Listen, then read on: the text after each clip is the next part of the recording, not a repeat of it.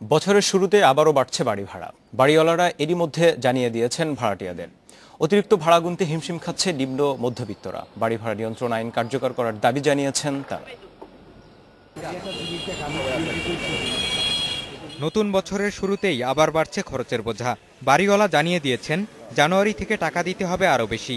বাসা পাল্টে অন্য এলাকায় যাবেন, সে এক বিরাট ঝক্কি।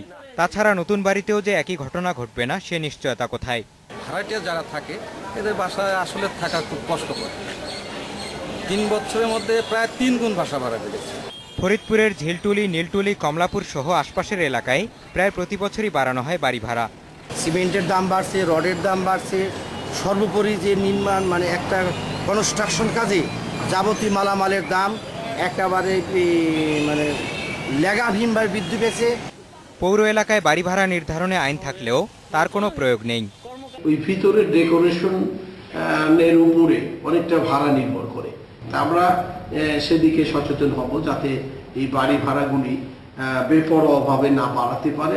মানিকগঞ্জের পরিস্থিতিও একই রকম।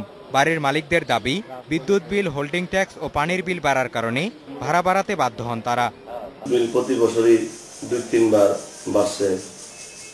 তারপরে আপনার পানির বিলও শুনতেছি বাড়বে, অতএব এই হিসাবে কিছু বাড়বে। পৌর মেয়র বলছেন, ভাড়ার বিষয়ে সরকার তাদের কোনো নির্দেশনা দেয়নি, তাই ব্যবস্থা নিতে পারছেন না তারা। যদি গভর্নমেন্ট এই ধরনের চিন্তা চেতনা নিয়ে আমাদের নির্দেশ দেয়, আমরা এটাকে ভালোভাবে 1991 সালের বাড়ি ভাড়া নিয়ন্ত্রণ আইনে বলা আছে, ভাড়া বাড়ানো নিয়ে মালিক ও ভাড়াটিয়াদের সমস্যা হলে আদালতের আশ্রয় নেওয়া যাবে।